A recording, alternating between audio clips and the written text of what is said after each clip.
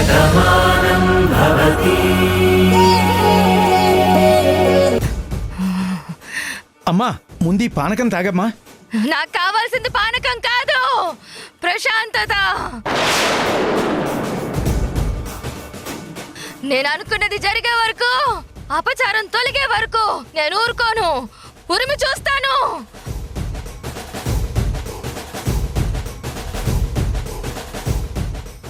ఊరు మొత్తం మాడి మసైపోతుంది, ఉప్పెన ఊరిని చుట్టుముట్టేస్తుంది.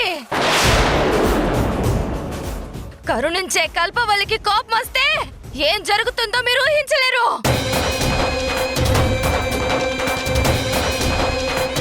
తల్లి నువ్వేం చెప్తే అదే చేస్తాం. నీ కోపం తెప్పించే పని ఈ ఊళ్ళో ఎవరూ చేయరమ్మా. అందరూ నీ బిడ్డలు.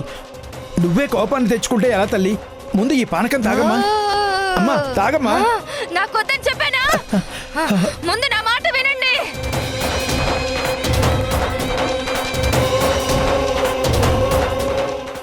చెప్పమ్మా, నీ ఆగ్రహానికి కారణం ఏంటో చెప్పు. నీ కోపానికి కారణం ఏంటో చెప్పు. అసలు మా వల్ల ఏం పొరపాటు జరిగిందో నువ్వే చెప్పు తల్లి.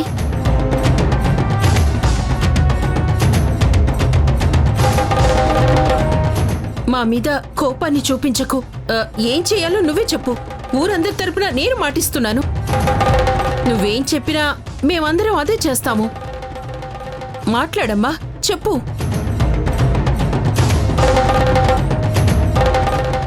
మాట్లాడమని అందరు చెప్పండి. నువ్వేం చెప్పు తల్లి.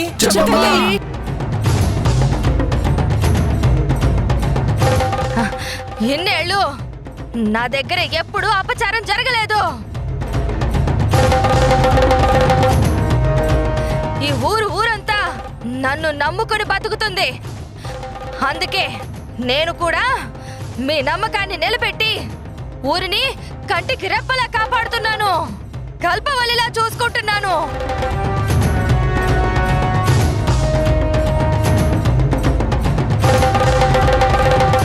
కానీ ఈరోజు ఈ పొరపాటుని నేను క్షమించను. ఈ గ్రహపాటుని మీరు తప్పించుకోకపోతే నా కోపం నుంచి ఎవరూ తప్పించుకోలేరు.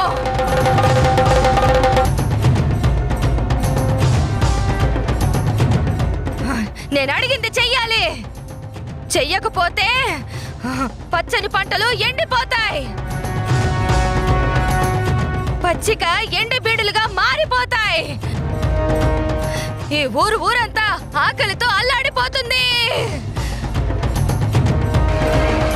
ఈ జనాన్ని కాపాడటానికి ఈ జగన్మాత ఉండాలి అంటే నేను అనుకున్నది జరగాలి, అపచారం తొలగిపోవాలి.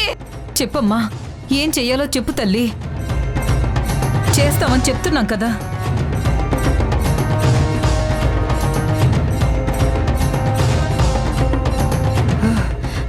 అయితే వినండి, ఇక్కడ జరిగిన అపచారం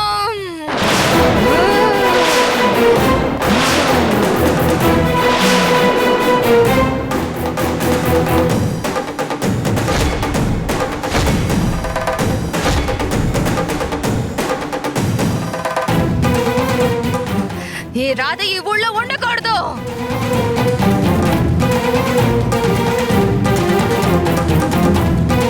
చెయ్యకూడని తప్పు చేసి ఈ ఊళ్ళో అడుగు పెట్టింది. తప్పు చేసిన వాళ్ళకి నా ఊళ్ళో ఉండే అర్హత లేదు.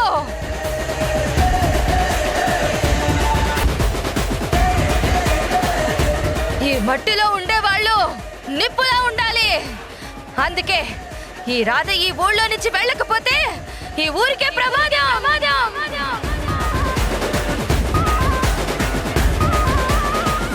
అమ్మా నువ్వు ఆగ్రహించకమ్మా. ఎక్కడ తప్పు జరిగిందో నువ్వు చెప్పావు కదా, దాని గురించి మేము ఆలోచిస్తాం. ముందైతే ఈ పానకం తాగు తల్లి, తాగమ్మా.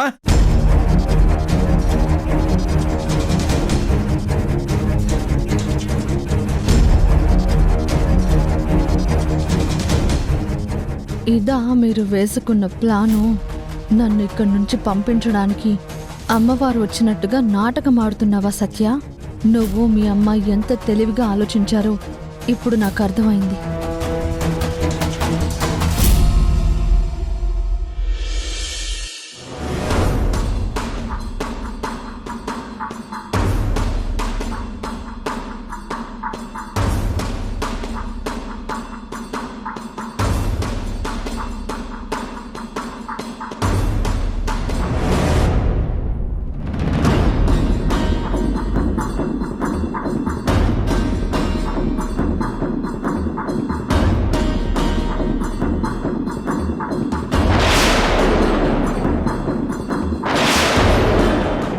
ఎవరు?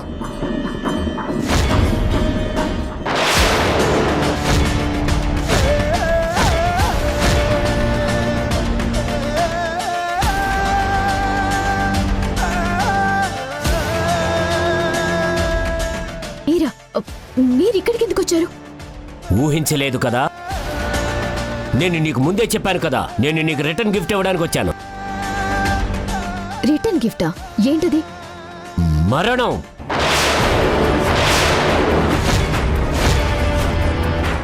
ఈ ప్రపంచంలో ఇంతకు మించిన గిఫ్ట్ ఇంకేది ఉండదు.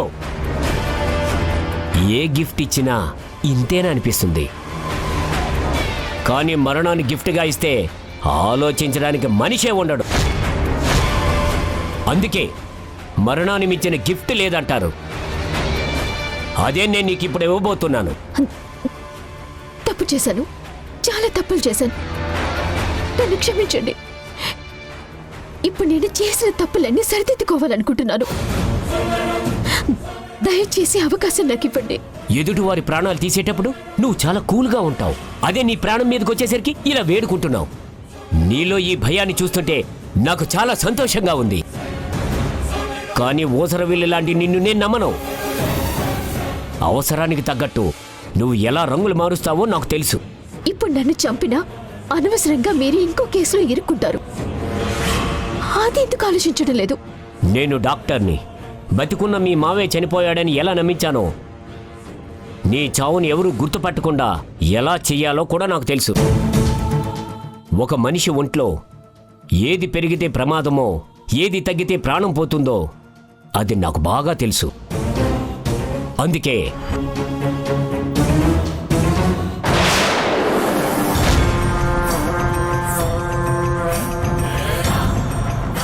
ఇప్పుడు దీన్ని నీ ఒంట్లోకి పంపిస్తే మొత్తం నీ షుగర్ లెవెల్స్ పడిపోయి నీ ప్రాణం పోతుంది. దాన్ని ఎవ్వరూ కనిపెట్టలేరు. ఇదే నేను నీకిస్తున్న పెద్ద గిఫ్ట్. వద్దు, వద్దు, వద్దు.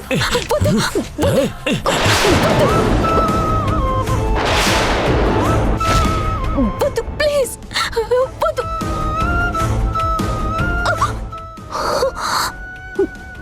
చావే, చావు. డాక్టర్,